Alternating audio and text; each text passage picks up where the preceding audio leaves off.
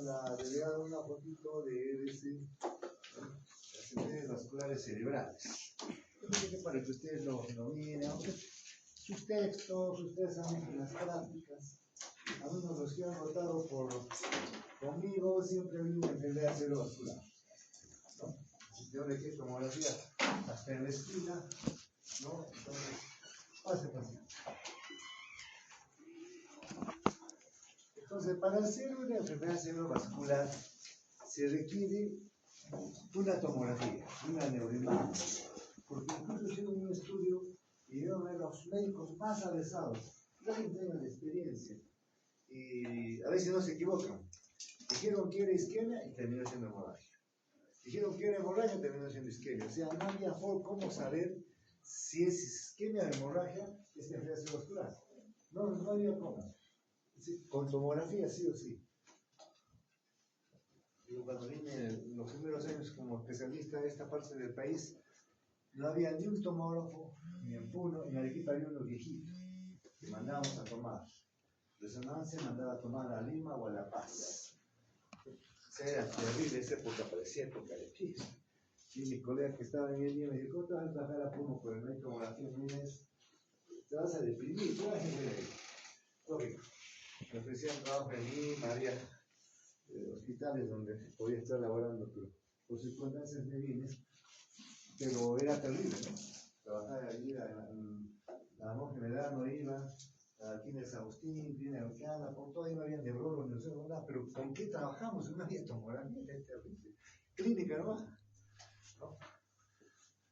Bueno, entonces, pero una u otra forma, al final del tratamiento era por ahí, no solo que a una isquemia, a una hemorragia no le vamos a hacer anticoagulante, ¿no? Bueno, no le damos, lógico. Está con hemorragia, entonces ahí como que había que estar adivinando, calculando, pero como ya tiene su diagnóstico más certero, si es isquemia o hemorragia, ya puede saber qué hacer y cómo afrontar. Entonces, y esta, a veces, los de la tarde, ¿no? Vamos a tener que cerrar. Uno de los valores más importantes que ustedes deben llevarse es la puntualidad. ¿Ustedes valen porque son médicos? No. ¿Porque van a estudiar medicina? Tampoco. Porque son buenas personas y tienen valores, ¿no? Es como un diamante bruto, ¿no? Que se van a ir puliéndose. Cuando terminen su profesión, ya han, diría, modulado su personalidad. Si antes estaba con defectos, ahora tienen más. Depende cómo se van formando.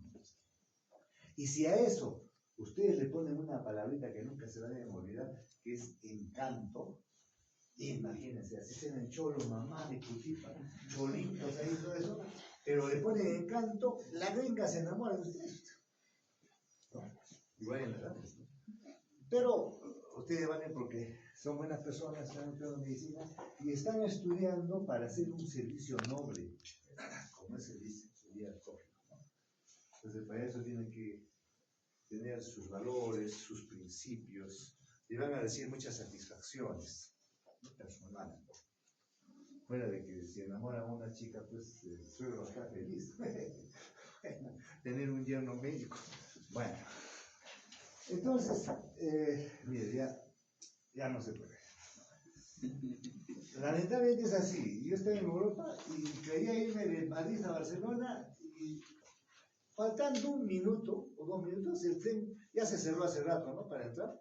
Faltando un minuto, el tren ya estaba empezando a correr, imagínense qué puntualidad, ni hablar de Londres, ¿no? O sea, la puntualidad. ¿Pero dónde estamos? Eso no es. Sí es, lamentablemente nos estamos acostumbrando mal, fuera peruana, ¿no? Y eso me enseñan mis profesores que estaban en la residencia, o ingleses, donde nosotros como recientes llegamos, claro, la plaza estaba abierta. 1 minuto tarde, y el profesor ya estaba antes, esperando que sea en punto para dictar. Entramos, nos miraban nomás 1 minuto tarde, y nosotros sentíamos que estábamos en la hora. O sea, la hora no es la hora, hay que entrar antes en internet. Entonces, esta enfermedad cerebrovascular antiguamente se le llamaba accidente. Pero si ustedes en su lógica prueba dicen, ¿puede ser un accidente? Por supuesto que no, algunos libros dicen accidente, accidente, pero hubo conferencias que dicen, ya no es, señores, accidente, tampoco es un síndrome, ya es una enfermedad. Algunos todavía dicen evento, cerebrovascular o vascular cerebral. ¿No? Y hay gente dedicada a esto exclusivamente, ¿no? Nutriólogos, sociólogos, neumólogos, cardiólogos, neurólogos, sociólogos, unidades vasculares. Ustedes cuando tengan la oportunidad, no sé qué especialidad escojan, vayan a Revalate, donde hay más de 90 sociólogos, igual en la Almenara, van a encontrar ahí la diversidad y la forma como se trabaja. ¿No? Hasta las mismas enfermedades empiezan a trabajar, y ya es la 1 hora, ya tienen que irse, ya está toda la mañana trabajando, no hay tiempo para nada. Peor el residente, trabaja en la mañana, en la noche, ni hablar de INEGA, todo chascoso, todo así, terrible. Y cuando le preguntan ahí, ¿y cómo has aprendido? Pues no sabe ni cómo ha aprendido, porque ha estado trabajando tanto con revistas, con esto, con exposiciones, todo, que cuando termina, sabe. Pero ¿cómo has aprendido? Es que es la práctica, ¿no? La práctica, el trabajo es como ustedes están haciendo sus prácticas, es donde están aprendiendo. Si ustedes están en la calle, ¿qué van a aprender? Pues? Pero si están viendo pacientes, como con los que rotan conmigo, ¿no? Ayer hemos visto un problema medular, ¿no? Un absceso de columna, como la fractura en el nervio lumbar, el hueso con solución de continuidad, todo, ¿qué cosa es esto? ¿No? Todavía que no había paraplegia ni paraparesia, pero ¿qué cosa es? ¿No? Entonces, o ver un paciente con MLC o con tumores, con un glioblastoma multiforme, como estábamos viendo, o sea, eso uno va aprendiendo, ¿no? Bueno, es lo que tenemos, pero si ustedes estarían en otro hospital de mayor nivel, ahí entrarían pues de todo, ¿no? O sea, más variedad. Pero la gente está full trabajando. Realmente ustedes cuando entren en ese ritmo van a estar full trabajo en un hospital haciendo algo, pero pequeño, ¿no? Más especializado porque la medicina tiende a eso. Entonces hay unidades de vasculares, se llaman, en los diferentes los centros hospitalarios del mundo. En el mismo hospital hay una unidad de vasculares. Por ejemplo, en neurología, si hablamos de Almenara, tiene su unidad, su UCI neurológico, donde entran MVCs hemorrágicos, isquémicos, graves, con su monitor ahí, hasta tienen hecho un encefalograma, peso, temperatura, todo. Entonces, y los entran full de especialistas, ¿no? Hasta el luciólogo viene a dar su vueltita para dar un toque. Todos entran con vía central, entubado, eso es UCI, pues, ¿no? No estar ahí sin eso, ¿no? Entra UCI. Y ni hablar de la nutrición. Imagínense con 10 frascos de alimentos ahí. Aló, buenas tardes. Estoy dictando clases. Sí. 3:30, 4 termina de sí. ¿Ya? Sí, yo. Ok, ya está. Bueno, voy a tener que apagar el celular unos minutos. Entonces, bueno, entonces me cortó. Entonces es importante que ustedes vean cómo es el enfoque de una enfermedad cerebrovascular en diferentes unidades en los hospitales, ¿no? Donde tienen todo su monitoreo con full especialistas, ¿no? Y ya veremos qué tratamientos puede haber. Entonces nosotros diríamos, pero ¿para qué nos sirve ya se rompió el vaso, ya se tapó, entonces ¿no sería mejor trabajar antes? ¿No? Como ayer estábamos, no sé, el segundo estaba en la reunión que fue una discusión sobre hipertensión en el hospital, ¿no? Decían, lo mejor es que prevenir, por supuesto, ¿no? La prevención, ¿no? Entonces, sobre eso nos debemos enfocar, porque si ya sangró o ya se tapó, ahora, ¿qué vamos a hacer? Pues, va a quedar con secuelas, se va a morir, ¿qué va a pasar? No, lo importante es trabajar antes, ¿no? Entonces, podríamos en la introducción decir que este es un problema agudo. Imagínense un abuelo que está celebrando su cumpleaños, tiene 75, 80 años, vienen sus hijos del extranjero, sus familiares, todo, es hipertenso y diabético, no debe tomar, pero puede estar celebrando, tranquilo, pero se anima a tomar alcohol.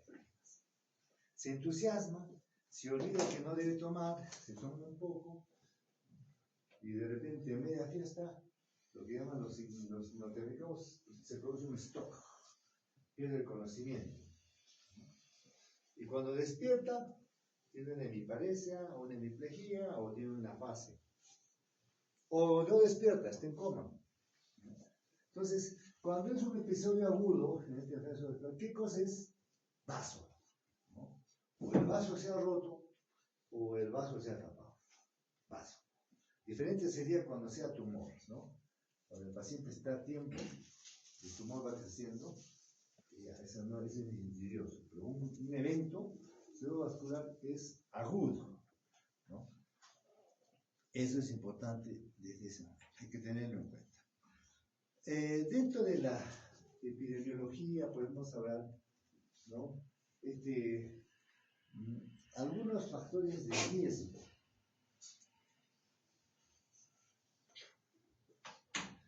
Pero antes de hablar de factores de riesgo, es importante que ustedes, como futuros médicos generales, sepan, por ejemplo, como les viene un pacientito con una debilidad o un adormecimiento, ¿no? De un lado de mi cuerpo, ya podrían estar pensando, y tiene edad, o sea, es abuelo, entonces, no vaya a ser de que se quiera tapar el vaso, o quiera pasar algo, ya les está avisando, hay que tener cuidado, ¿no? Pueden tomarle su tomografía, pero no saben nada todavía, ¿no?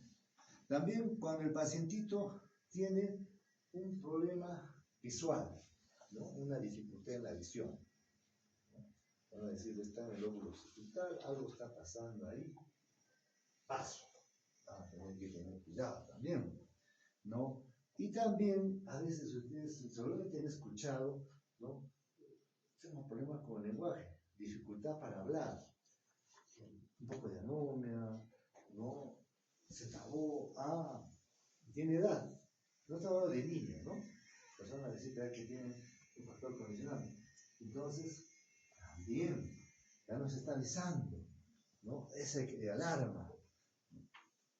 Ahora, también es importante, cuando hablamos de dolor de cabeza, no sé si hablamos de los dolores de cabeza, que hay que tener cuidado y son criterios para una tomografía, ¿no? Un dolor de cabeza no habitual. Por ejemplo, nunca duele la cabeza, está más o menos normal, todo eso, y tiene un dolor muy intenso ahí, esa es otra alarma, tomografía, ¿no? También la hipotensión ortostática, ¿no? Así se levanta bruscamente y es abuelo. También el vértigo y la inestabilidad cuando se asocia a los otros factores que hemos mencionado. Entonces, entre los factores de riesgo podemos mencionar la edad, por ejemplo. ¿Es una enfermedad de viejitos? Sí, ¿no? Cuando la enfermedad es un joven, cuando hablamos con sus compañeros, porque hemos tenido enfermedad cerebrovascular en jóvenes, ahí nos planteamos qué cosa ha pasado ahí. Si es una mujer, una dama, y de repente esté bonita, todo eso, esta dama no estará tomando anticonceptivos. Y justo hemos tenido una pacientita así, ¿no? Tomaba anticonceptivos orales, ¿quién no toma? Pues, de repente hasta sus compañeritas, ¿no? ¿Qué culpa que una dama tan bonita, todo, quiere ser médico? Pues, ¿no?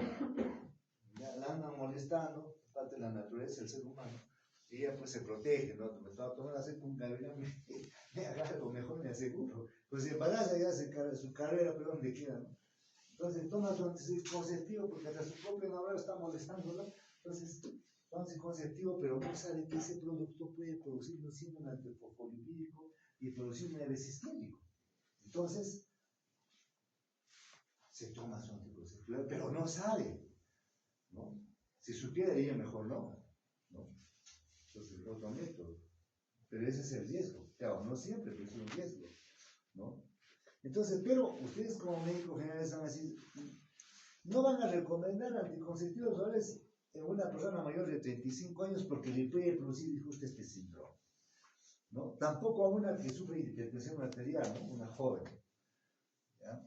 ni tampoco una que tiene migraña, ¿no? Sufre de migrañita y le van a anticonceptivos, no puede, después hace su síndrome, ¿no? Entonces, tener esos conocimientos para decir mejor a ir con otro método, porque no he avisado antes, doctor, ahora que ya se pasó, ¿no? También tenemos uno de los factores que siempre les ponía en los exámenes, decía, vamos a enumerar 10 factores de riesgo, y algunas veces también he puesto, mencione 10 factores de riesgo y vale 10 puntos, ¿no? Y ya me olvidé de descalificar, ¿no? 10 puntos, pero acuérdate, ¿no? Entonces, o también mencionar en la pregunta, ¿cuál es el factor de riesgo más importante de todos estos que producen alteración vascular? La hipertensión arterial. Y ayer hablamos en el conversatorio que hemos tenido en el hospital, ahí están sus compañeritos, ¿cómo es posible que más de 1 millón de peruanos tienen diabetes y no saben que tienen diabetes? Tienen más de 40 años. Y de hipertensos, más de 3 millones, que no saben que tienen la presión alta. Imagínense la cantidad de gente que puede hacer suele ser, ¿no? Riesgo. Ahora, otro factor de riesgo, la diabetes mellitus.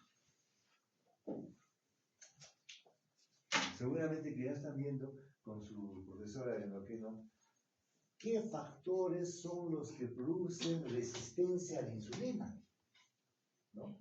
Es importante porque usted como médico general decir, señora, no coma usted pan, no coma usted grasa, no coma todas estas cosas porque le va a producir resistencia a la insulina y va a ser diabético.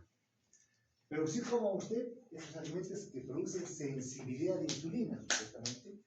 Bueno, eso es dentro de ese campo, pero es importante saber, tiene diabetes, tiene hipertensión, es viejito, ya se están sumando 3 factores, imagínense, ¿no? También la enfermedad cardíaca.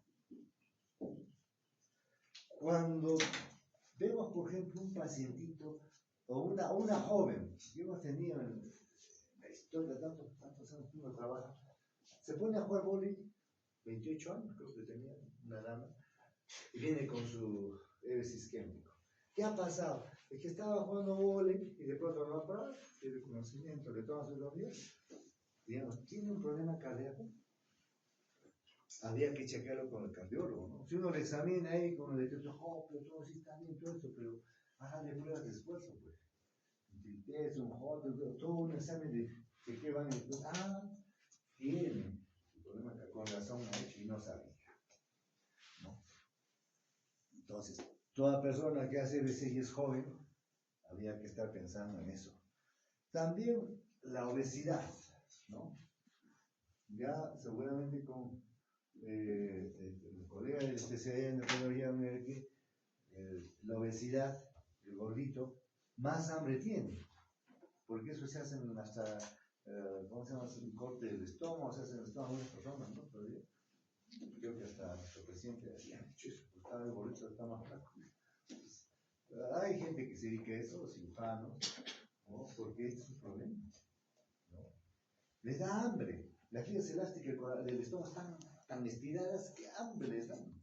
No se cansan de comer una cantidad adecuada, no quieren comer más.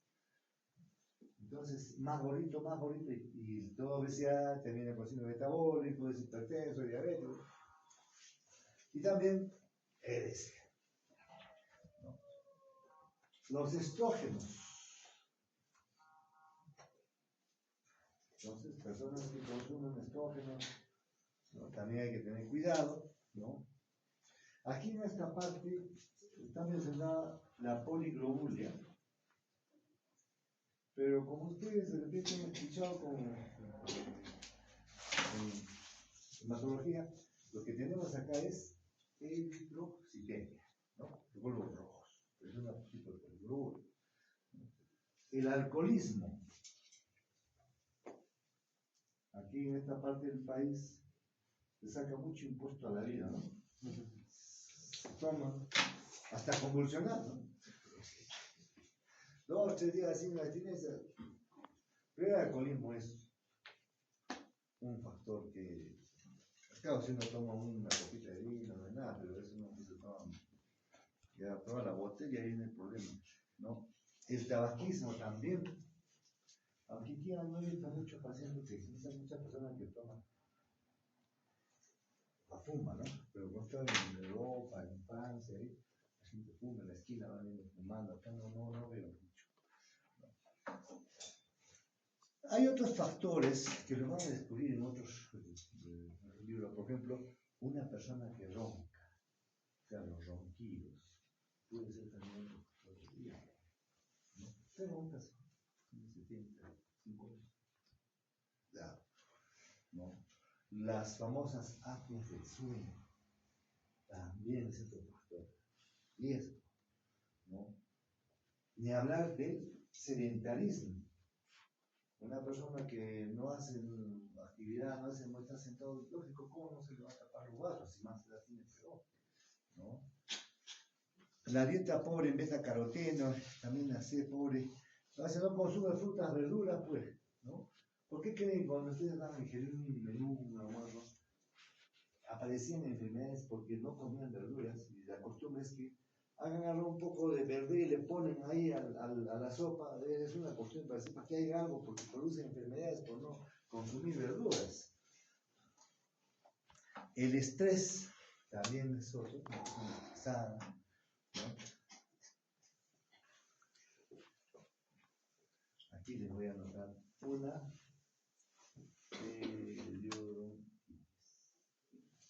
Pues dice que el mejor regalo que le pueden hacer a una persona, cuando la quiere, trae, es un buen cepillo de dientes.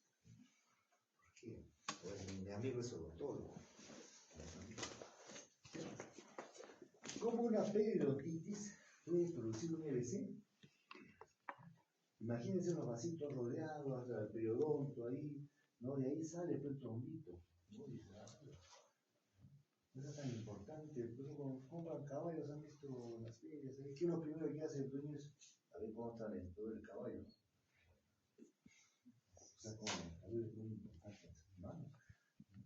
Entonces, que puede producir un de riesgo que hay que tener en cuenta, ¿no? Así como la microbiología. Hay factores predisponentes. Dentro de los factores predisponentes,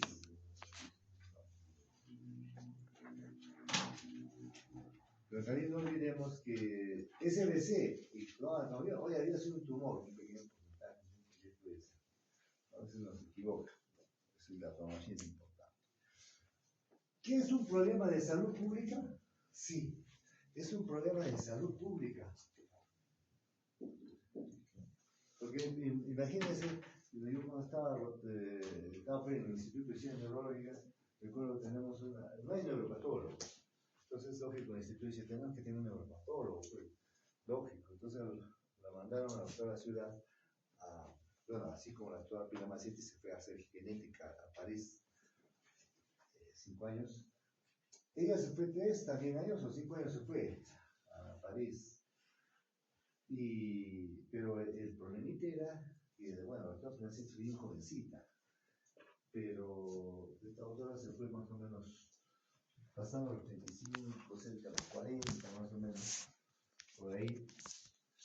Entonces, lo cierto es que cuando vino, ¿no? Ya tenemos neuropatólogo en el instituto para poder hacer trabajos de investigación, hacer muchas cosas, pero ustedes que el patólogo tiene todo lo que se lleva todo, es importante. Solo había un patólogo aficionado, general, pero no había un neuropatólogo. Vino a toda la ciudad, todo lógico, y le va dando un LC. O sea, no estuvo, imagino, meses, un año, ¿no? Empezando su posgrado recién. Entonces, imagínense cuánto cuesta formar un profesional, un médico en este caso, con su especialidad. Estudie medicina, qué especialidad, su especialidad en el extranjero, todo para que le den un evento.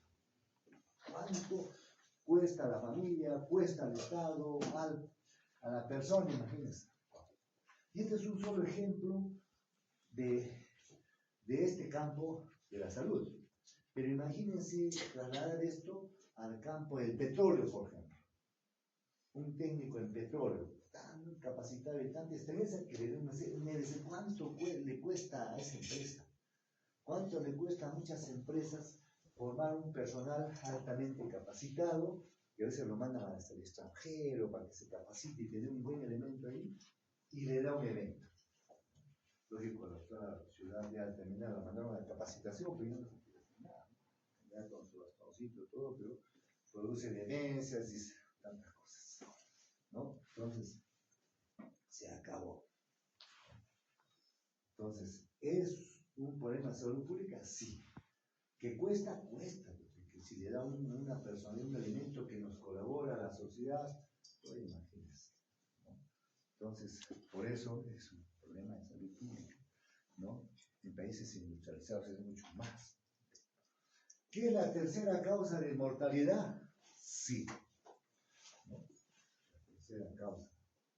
Porque se mueren, un tipo se muere, ¿no? He visto yo en mi experiencia, el familiar gasta bien de su carro, vende hasta su casita, todo pensando en tener la esperanza de que mejore. Pero ¿qué va a mejorar con el paciente? Si está con su secuela, con su demencia vascular, con su hemiplegia, todo. Los hospitales ya no lo tienen hasta cierta época, pero lo mandan a la casa. Y todo, hasta el familiar se enferma, ¿no? Con un paciente así. Se complica y al final igualito se muere, ¿no?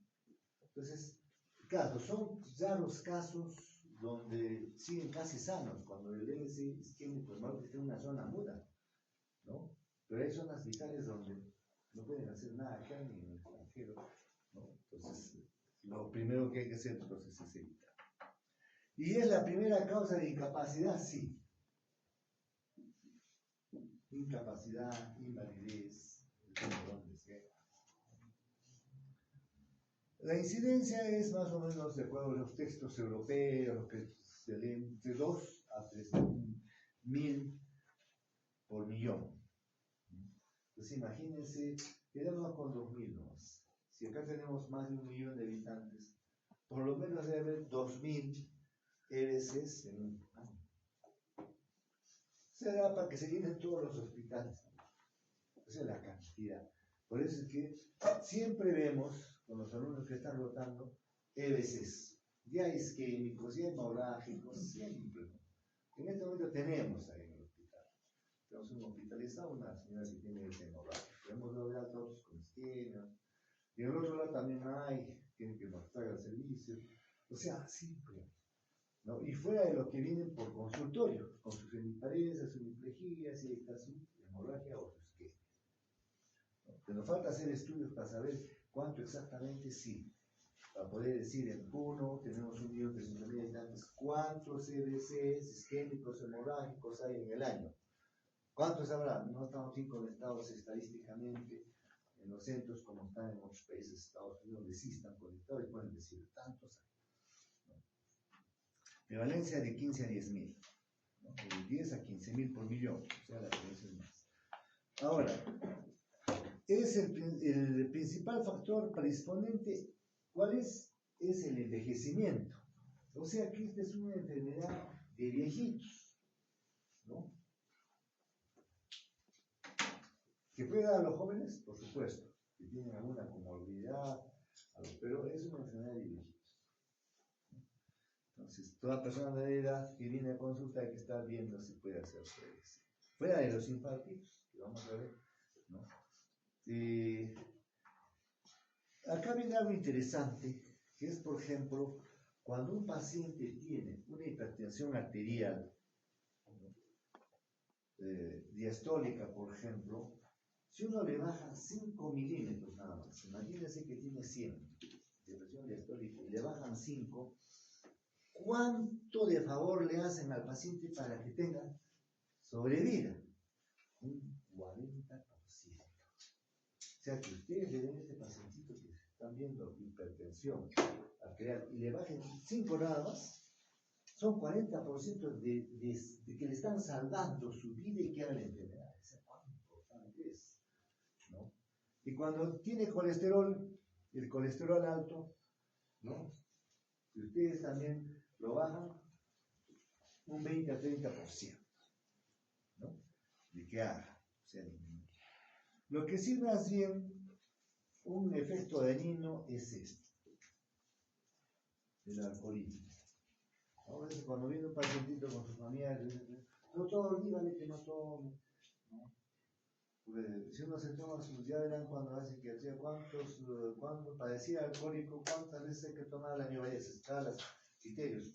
12 veces al año que tenga su tranca, o sea, una vez al mes. Ya es alcohólico. Pero dice, no, yo me estoy tomando cada 15 días, es súper alcohólico. ¿No?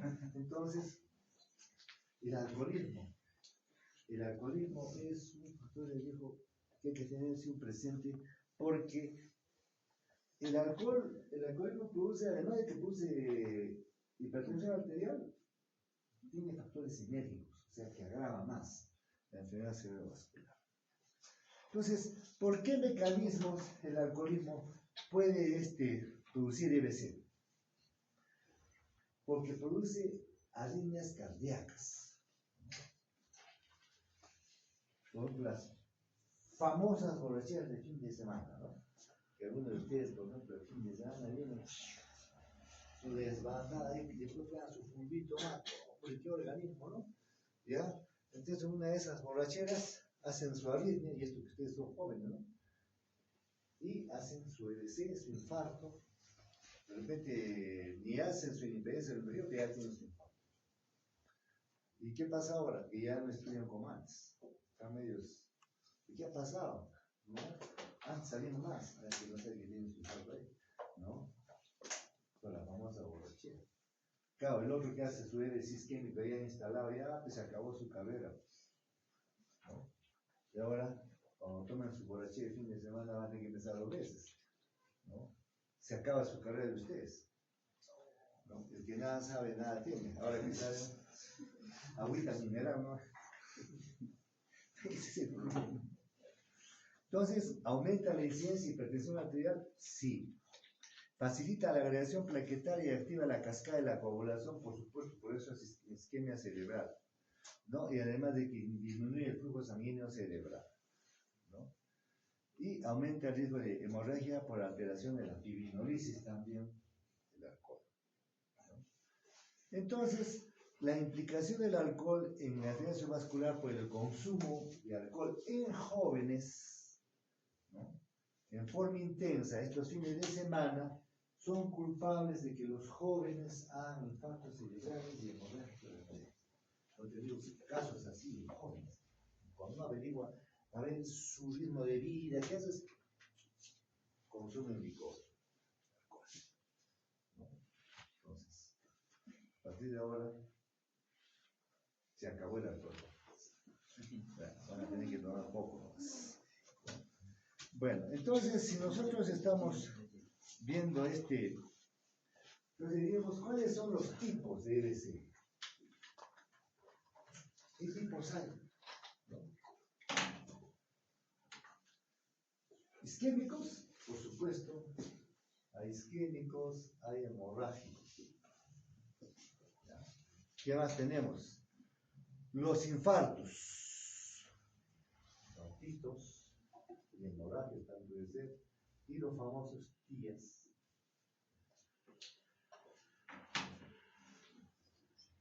Dentro de la fisiopatología, por ejemplo, habríamos de los EBCs, hablaríamos del flujo sanguíneo cerebral, que es importante. Ustedes saben que el cerebro necesita sangre. Si 5 litros circulan en todo el cuerpo, más o menos, 5 litros, al cerebro se da 1 litro, o sea, el 20% de todo el cuerpo. ¿Necesita una autorregulación del cerebro? Sí. Y cuando está normal, funciona, cuando hay una noxa nova, por eso es que el sistema también hay que controlarlo, ¿no? En sí, el flujo sanguíneo cerebral es 50 mililitros por 100 gramos por minuto. Y muchas veces he puesto en las preguntas de examen, ¿cuánto es el flujo sanguíneo cerebral? Algunos autores ponen 55. Pero algunos autores también van a ver, quítenle pues 2 ceros, ¿no? 0.5, 1, minuto 5, ¿no? Pero esa es al final es igual, ¿no? Cuando, si tenemos aquí, por ejemplo, les he mandado una hemorragia, me faltó mandarles un isquemia, pero en todo sitio encuentran. Acá tenemos un foco isquémico, y todo esto, ¿qué cosa es? La penumbra. Penumbra, y este es isquémico. Aquí ya está muerto todo, ya no hay nada. Hay apoptosis neuronal. Para llegar a este punto negro, tendríamos que bajar nosotros acá a 10 mililitros por 100 gramos por minuto. Algunos autores ponen 15. ¿No? Ahí ya no hay nada que hacer, ¿no? Donde nosotros trabajamos un EBC isquémico es en la penumbra. Ahí tratamos de salvar las neuronas, ¿no? Entonces, también he puesto, me acuerdo, unas preguntitas. ¿Dónde el flujo sanguíneo cerebral es la apoptosis neuronal? Entonces, ¿qué cascadas se produce ya dentro de la fisiopatología?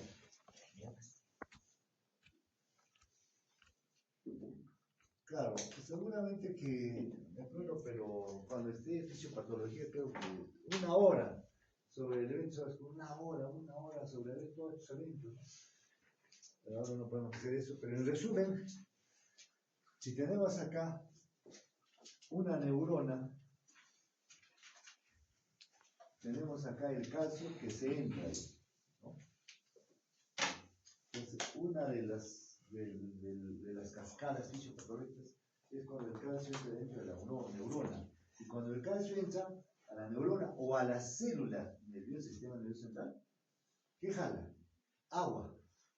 Entonces la célula se hincha y se muere, pues, por supuesto, ¿no? Ahora, como también aquí hay un problema con la bomba de sodio y potasio, también hay caída de energía. También es otro factor. Ahora, hay también radicales libres que tienen que ver aquí.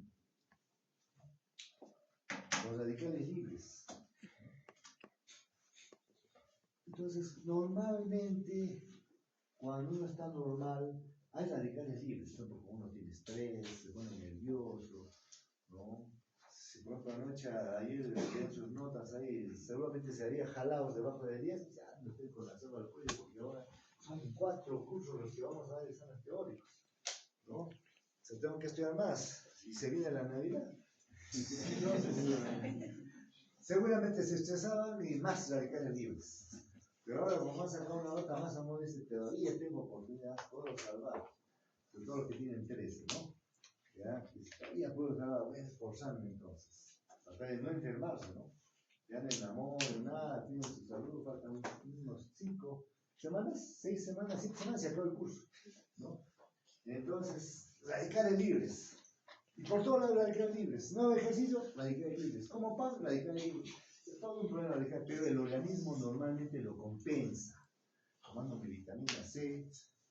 Si uno toma gaseosas como aquella, cuello, pero es joven, puede aprovechar su juventud. Nada de azúcar, nada de sal, o sea, es así. Entonces, tomar agua pura tampoco no es bueno, hay que tomar como electrolitos. Entonces, luchar contra los radicales libres, pero cuando hay un virus, hay tal cantidad de radicales libres que no lo puede compensar, eliminar el organismo, ¿no? Ni la glia, nada. Es increíble la cantidad, ¿no? Aunque están habiendo productos para ayudar a esos como neuroprotectores, pero es inmenso. Pero aún así con eso podemos reducir la penumbra o defenderla, que no aumente el foco isquémico, para poder el paciente con rehabilitación mejorar todo lo que se puede, ¿no?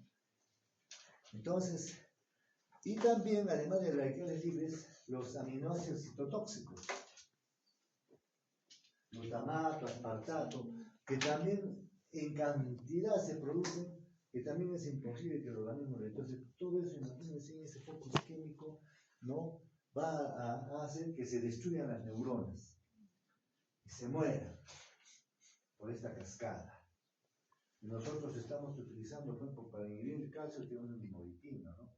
Y entonces estamos tratando de dar productos para contrarrestar esto, pero la cantidad es tan grande que este foco isquémico ya no la penumbra en la que estamos de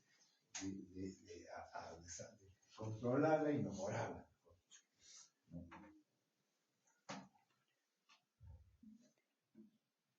Claro, hasta hace un tiempo nosotros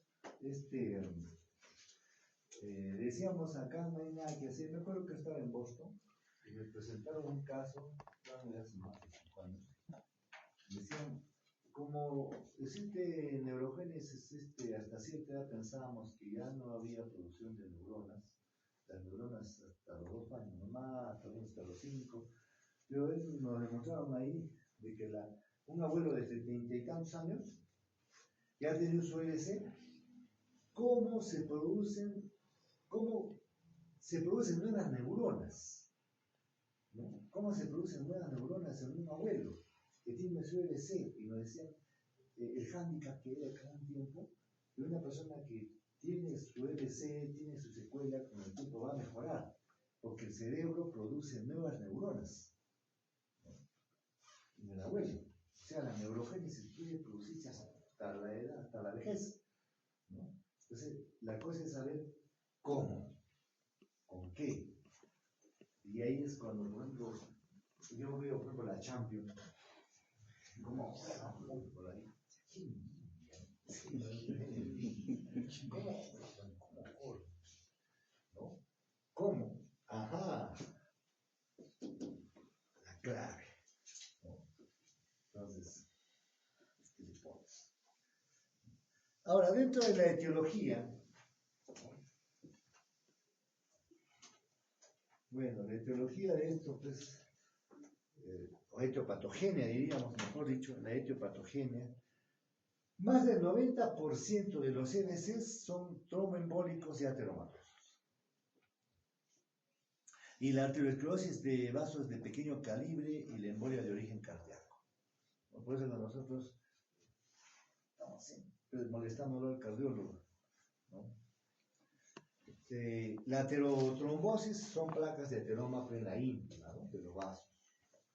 Por eso que hoy en día, ¿qué se está dando? Como ayer contábamos en esa reunión, estamos tratando ahora con dieta que limpie los vasos. Si habíamos de la hipertensión arterial ayer, los vasos están duros, por eso pues, como está duro, ¿cómo no va a subir la presión? Mientras más viejito, más duros los vasos. ¿Qué tal si los vasos los ablandamos? A la presión baja. Alimentos para eso. Ya en otro momento se hablará con ¿y qué dieta es esa? Para empezar a consumir, ¿no? También el agujero va permeable, el prolapso de la válvula mitral, embolias de origen cardíaco, enfermedad coronaria, hipertrofia ventricular, fibrilación auricular, todo cardiovascular, ¿no? Y lógicamente también algo que no debe olvidarse es esto.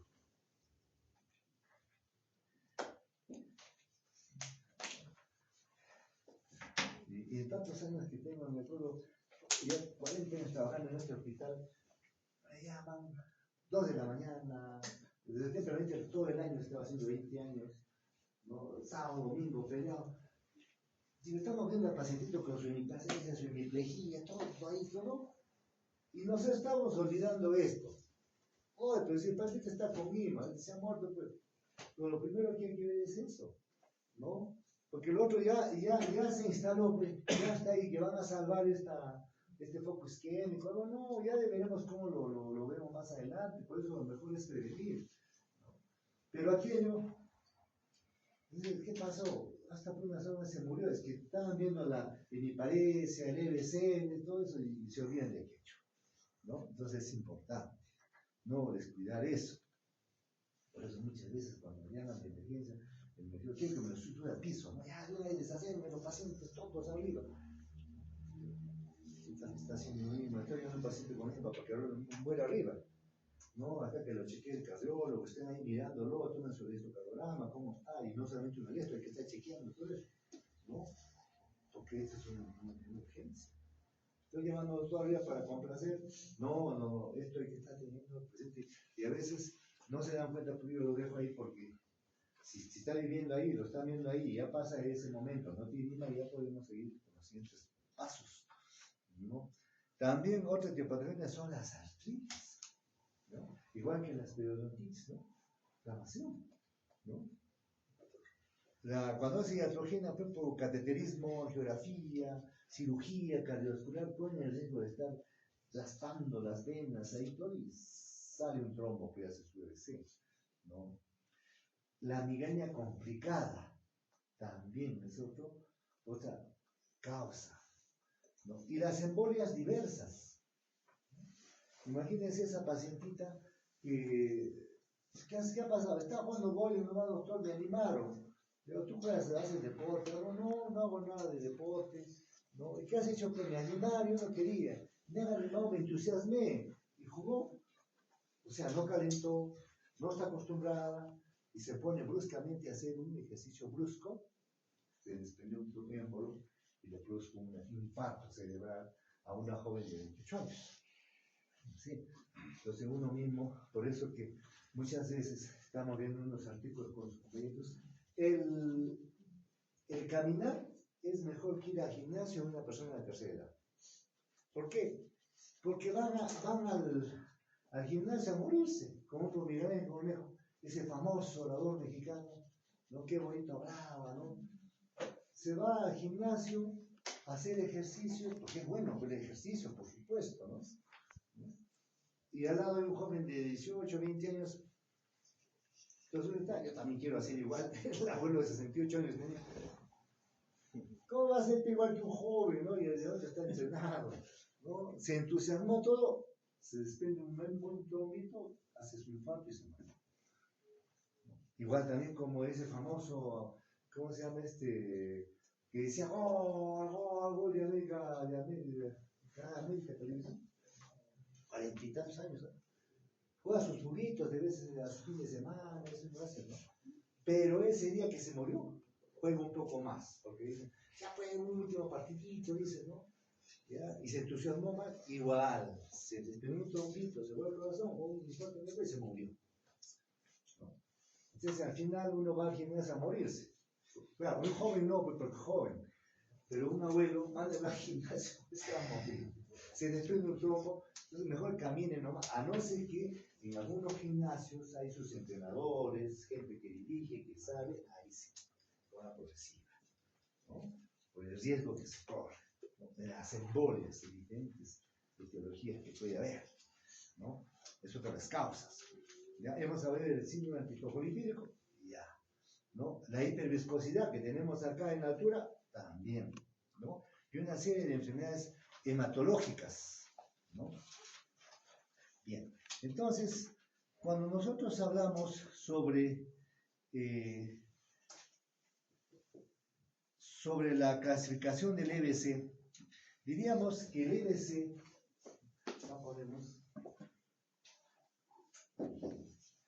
un EBC, ya hablamos de los isquémicos.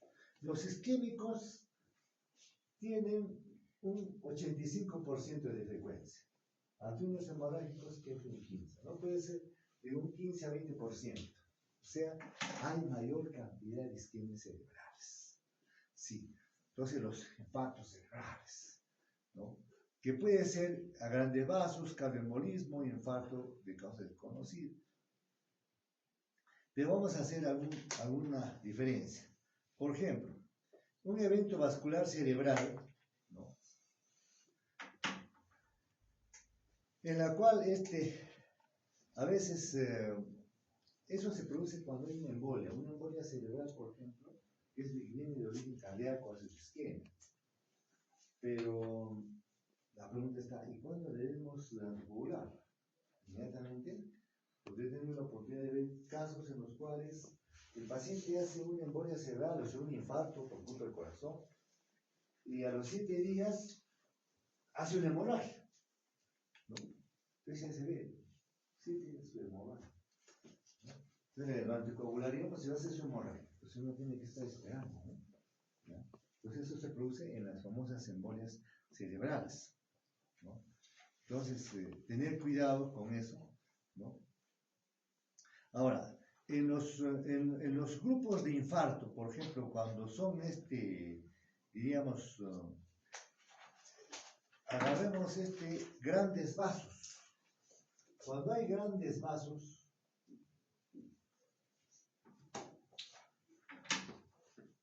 por ejemplo, me acuerdo un pacientito, y eso también me pasó, hizo el comentario del residente que está haciendo residencia, creo, en el seguro de Juliaca y viendo aquello rotar acá en el hospital, ¿no? Porque a veces es más casuística también, ¿no? Entonces, una disección carotidia. Y yo he tenido la oportunidad de ver disecciones carotidias allá en Lima, donde, por ejemplo, acá está la carótida y el accidente se produce disecando la carótida. O sea, la diseca y tapa. Entonces, de aquí para arriba no pasa nada. Entonces, todo el hemisferio cerebral, donde va esa arteria, tapado, ¿no? Y se ve ahí en la hemorragia, incluso en la resonancia, todo tapado. Me acuerdo que el doctor Esteban Roca, famoso neurocirujano que nos asesoraba, que también tomamos de frente resonancia. La resonancia una vez. Vamos, la resonancia es de la tomografía porque va cambiando cada hora. Cuando vemos, dijo, ya, a sala. Y casi entramos a sala. No, espérese un ratito, tomemos tomografía. ¿No? Ya, ahora, tomografía ya, por si acaso. Y vemos ahí que no era tumor, nada, como se pensaba entrar a operar. No, era una isquemia grande de medio cerebro, todo el hemisferio cerebral, por la disección carotidia. Se había disecado la arteria por el accidente, que era una vez en jóvenes, ¿no? Grandes vasos, que también está escrito en la literatura. Entonces, los grandes vasos, ahí vamos a ver que la aterosclerosis es la que entra, ¿no? La aterosclerosis, no arterio, atero, no de ateroma. Entonces, es una enfermedad de las arterias de mediano calibre. Esta aterosclerosis, la OMS, por ejemplo, dice que la aterosclerosis es una combinación de cambios en la capa íntima vascular. Ahí está metida el aspecto. Estos cambios, pues, consisten en acúmulos de ¿qué? Ahí se localizan lípidos complejos, carbohidratos, ahí en la íntima, ¿no? Productos sanguíneos, tejido fibroso, hasta depósitos de calcio, ¿no? Entonces, las estrías lipídicas a nivel de la íntima evolucionan y desarrollan placas de ateroma, por eso es aterosclerosis, ¿no? Entonces, con el tiempo, estas placas ateromatosas pueden calcificarse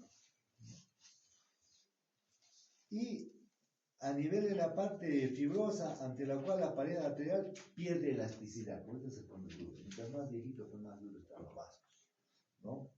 Y pueden sobrevenir la formación de un trombo, ese trombo plaquetario, ¿no? ¿Ya?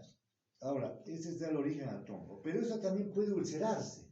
Se ulcera, ¿no?, de la placa y produce una hemorragia, ¿no?, por oclusión. Estamos pensando acá, o hemorragia o oclusión del vaso. Entonces, las lesiones ateroscleróticas se encuentran, pues, en la bifurcación y curvatura de las grandes arterias, ¿no?, intracanal y extracanales. Entonces, ahí, ese es uno. El otro es la cardioembolia, ¿no?, que ya mencionamos, ¿no? Virchow ha sido el primero que describió la cardioembolia, ¿no? O sea, una embolia cerebral, o sea, una cardioembolia es por un origen del émbolo que sale del corazón y va al cerebro. A eso llamamos, ¿no? Entonces, en esos cardioembolias son los que producen hemorragia cerebral después de una semana. Entonces hay que tener cuidado. Entonces, no, dale su anticoagulante, parina, un momentito, hace su hemorragia, ¿no? Entonces, no, tiene sus criterios para dar tratamiento, ¿no? Pues, es embolia, sí, es embolia, pero hay que tener cuidado, ¿no? Entonces, el infarto de origen cardioembólico debe ser de la oclusión Intracerebral por un miembro secundario, ¿no? Un trastorno cardíaco, por ejemplo, una estenosis mitral, reumática, una prótesis de válvula mitral o aórtica, una endocarditis, una fibrilación auricular, ¿no? Un enseno enfermo de aneurisma del ventrículo izquierdo, ¿no? Un infarto de miocardio, o sea, un IMA. Porque todo esto nos puede dar embolia. Pero yo creo que esta embolia cerebral. Entonces, el tercero es la enfermedad de pequeños vasos. ¿Qué pasa con los vasos pequeños?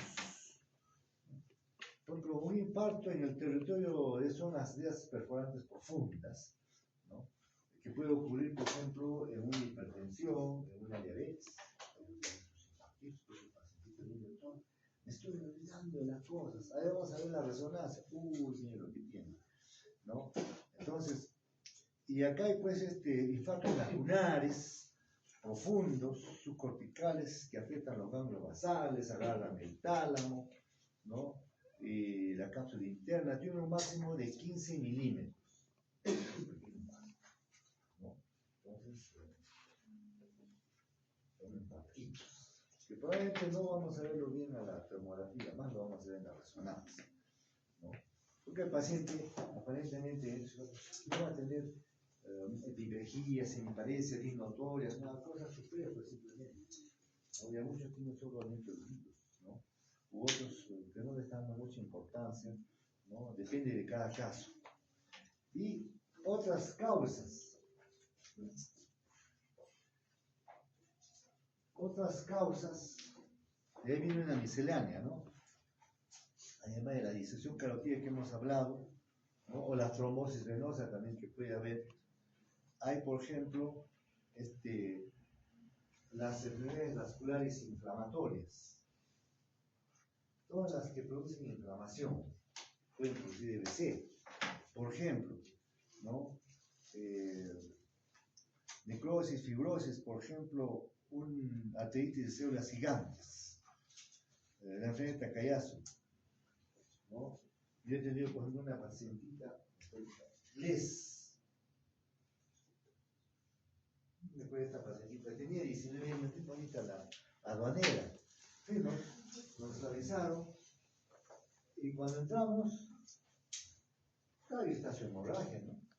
En el territorio, ¿cómo se llama? Silviano, en el lado izquierdo, o sea, tenía una fascia, comienza a hablarnos, hablaba otro idioma, le volvía a hablar rápido y no se le entendía nada.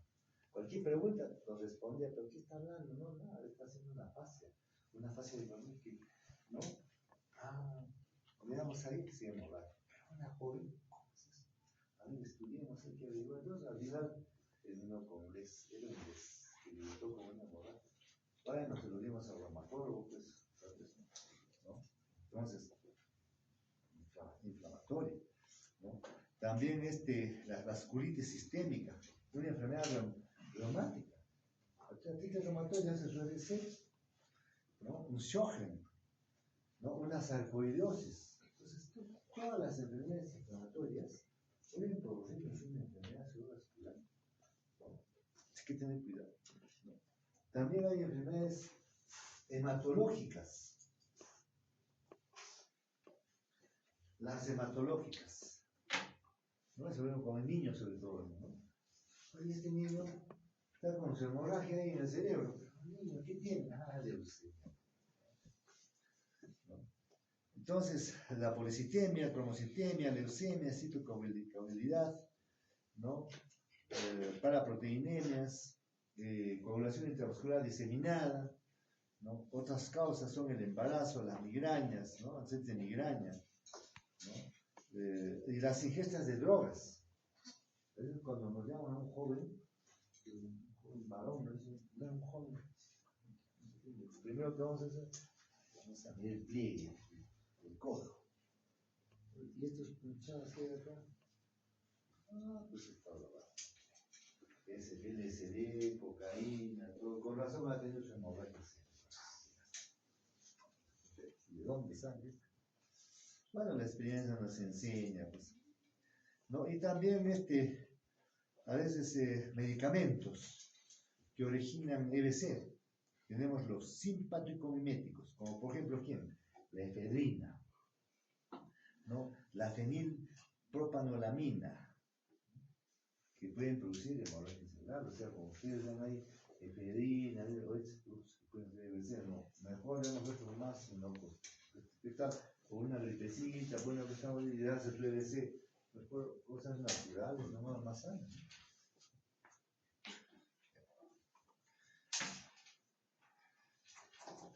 Entonces, hemos visto los EBCs y veamos las hemorragias, ¿no? Las EBC hemorrágicas.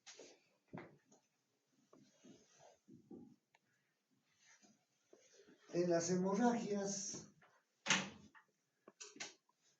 proviene de una rotura de vaso, por supuesto, ¿no? Y se clasifica en extradural, ¿no? Intraventricular, subaracnoidea, puede ser intracerebral, intraventricular, ¿no? Depende de dónde pues, se rompe el vaso, ¿no? Veamos la más común, que son las intracerebrales, como la que le he mandado a su compañerita esa. Ahí está, una hiperdensidad, ¿no? Se representa, como dijimos, de un 10 a 15 a 20%. ¿No?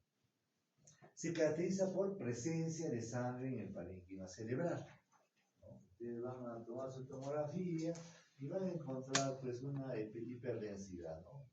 Aquí sí puede estar en el ventrículo también, donde se localiza, ¿no? Ahí se producirá la clínica. El factor más importante, mucho, es la hipertensión arterial, un 60%, ¿no? Cuando veo a un paciente con EBC hemorrágica, es hipertenso, un 60% que va a ser.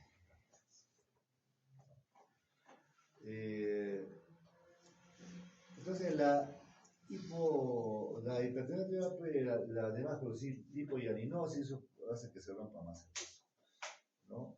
Cuando no son hipertensos, ahí se puede producir por una angiopatía amiloide, ¿no? Que incrementa con la edad, ¿no? La amiloide se pone en la capa media, la denticia y se rompe, ¿no?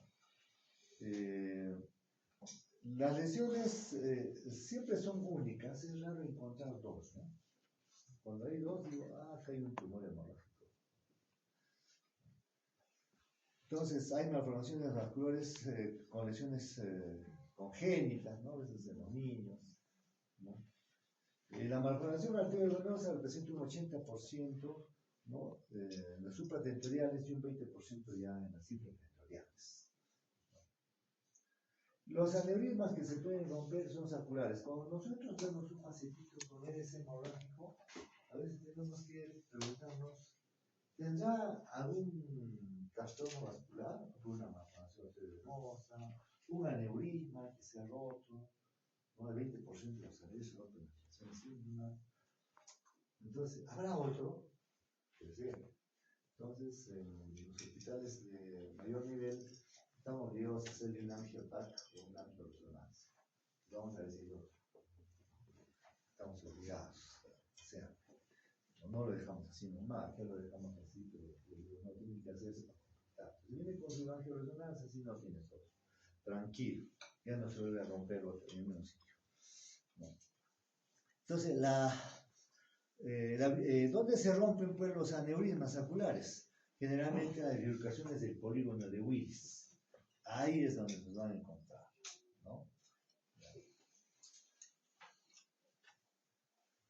¿Y con qué se relaciona el aneurisma? Con el esfuerzo físico, ¿no? Por decimos, un esfuerzo físico exagerado puede romperlo, pues el 20% de la reacción. Si le envío a un paciente no va a realizar esfuerzo físico, hasta que se estudie bien eso. No. Hay otros tipos de aneurismas que producen hemorragias intracerebrales, que son las infecciones bacterianas, o sea, como las infecciones bacterianas, las infecciones psicóticas, todas esas aneurismas saculares, ¿no? Entonces, también es importante destacar eso. Así como también, a veces las personas dicen, quiero hacerme poner un vitaminado, ¿no? y le ponen ahí, pinta de amarillo todavía y le pasan a la vena. Poderoso.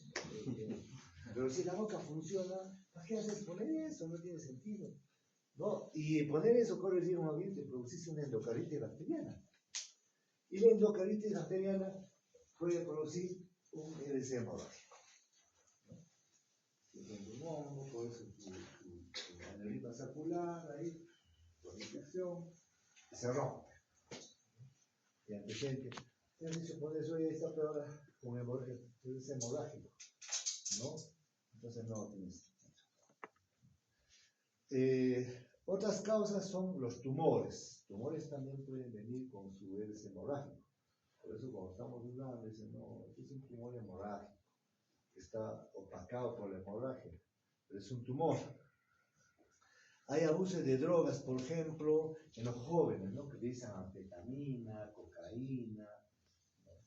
Y eso ¿qué produce? Vasculitis, que al final produce una hemorragia cerebral. El alcohol también ocasiona coagulación, por una coagulación, una hipertensión arterial, también produce hemorragia. La localización más frecuente de estas cintas cerebrales son los ganglios cerebrales, el cerebelo también, ¿no? De tálamo.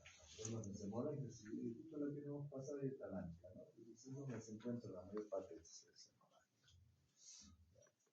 ¿Qué manifestaciones clínicas hay? Es de acuerdo a la localización. Tanto el isquemia y la hemorragia, ¿dónde es? Pues, si está en el área visual, tendrá problemas visuales, por supuesto. O en el área de la conducta, ¿dónde estará la hemorragia?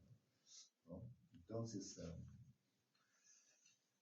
y si el paciente viene con trastorno de sensorio, probablemente el hematoma también puede ser grande. Cuando la hemorragia es grande, el paciente ya viene con sopor, estado de coma. Y finalmente la hemorragia subaracnoidea. Esta hemorragia subaracnoidea ocurre cuando la sangre se localiza apenas en las membranas de las aracnoides, los cefalorraquídeos. ¿No? La causa más frecuente puede ser rotura de un aneurisma, ¿no? Puede ser malformaciones arteriovenosas también. ¿No? El 50% no se identifica la causa, o sea, no se sabe. ¿No? Lo cierto es que tiene su hemorragia ahí, ¿no? Y la distribución de los aneurismas siempre son alrededor del polígono de Willis. Ahí es donde más se localiza, ¿no? Pueden venir con cefalea, con vómitos, etcétera, etcétera.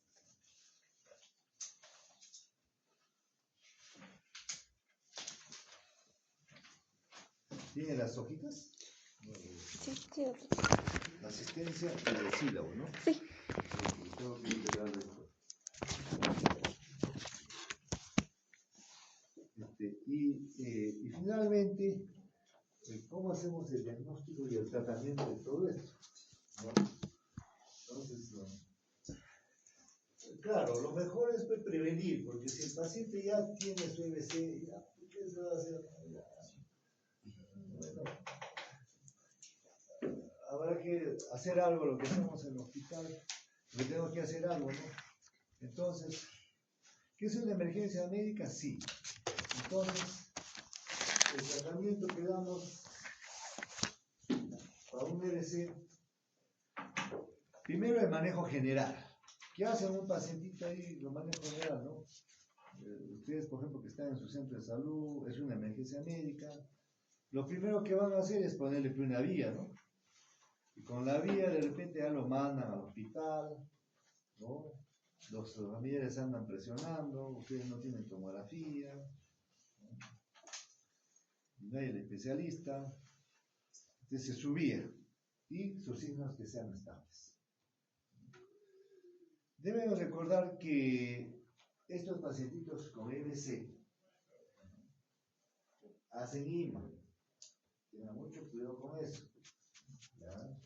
Entonces, y esa es una urgencia. Está haciendo un pacientito de mi cabeza y se va a quedar, pero su IMA tiene que actuar rápido, ¿no? En estos pacientitos hay que saber manejar la presión arterial.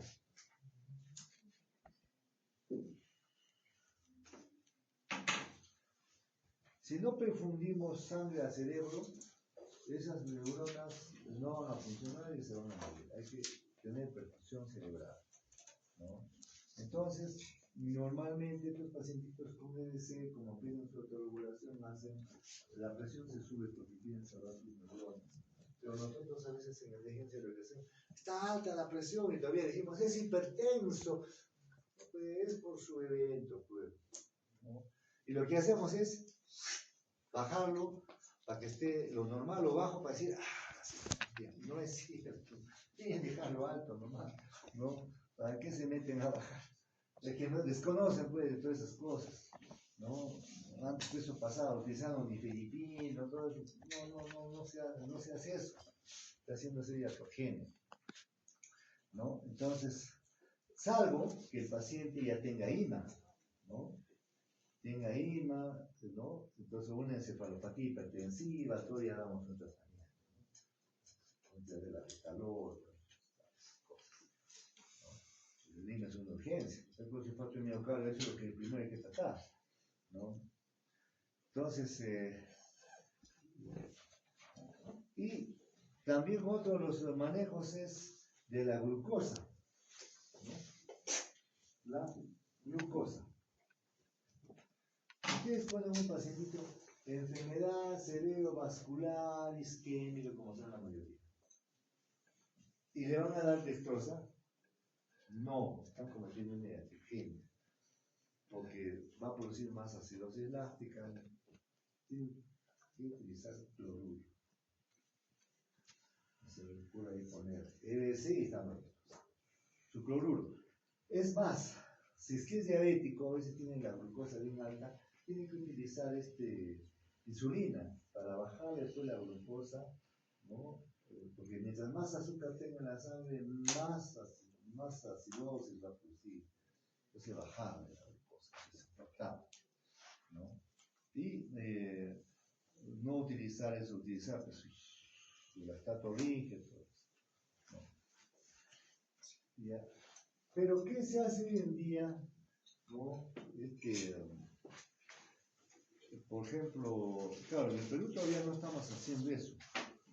Claro, hemos utilizado papilógeno tisular recombinante para, si el vasito está aquí y un trombo está,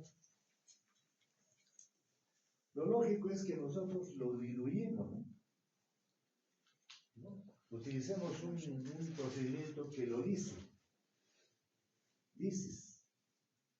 del trombo, ¿no?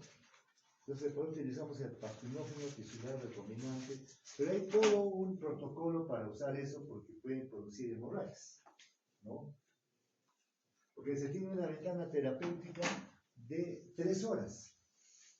¿No? Cuando se utilizó en los primeros 6 horas, se hacía más daño por la perfusión, pero con 3 horas y algunos centros 4 horas máximo, entonces el paciente viene en helicóptero. Se para en el hospital, ya están esperándolo con la camilla, tomografía, sangre, todo rápido, porque tienen esa ventana terapéutica para poner el papilógeno tisular recombinante, ¿no? Y poder diluir el trombo. Pero ¿qué hacen en Colombia, por ejemplo?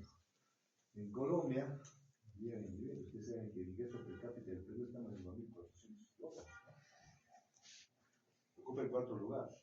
El primero, que ocupa ingreso per cápita, es Chile, con 20.000 dólares, ¿no? Ingreso per cápita, ¿cuánto no haría? No tengo económico.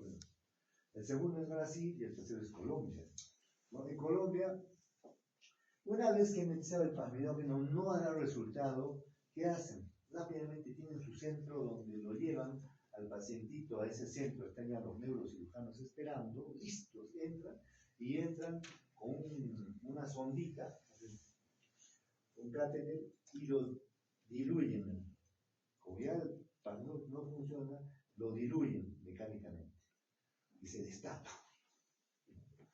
Y tienen casos reportados donde el paciente, si puede estar con su mitalidez o su hemiplegia ahí 6, 8 meses y todas las complicaciones, con este procedimiento, en menos de 3, 5 días ahí, el paciente normal, ya no tiene ni hemiplegia ni hemiplegia, ni nada. ¿No? Eso es lo que están utilizando actualmente en Colombia. Acá en el Perú querían hacer en la clínica Sao Paulo, pero no se ha podido imagínense, trasladarse en Lima, imposible, ¿no? No se ha podido, pero en Arequipa sí se presentó creo 14, 15 pacientitos, ¿no? Es lo que se está usando actualmente. Pero en todo caso, lo mejor es la prevención, ¿ya? Continuamos el próximo martes.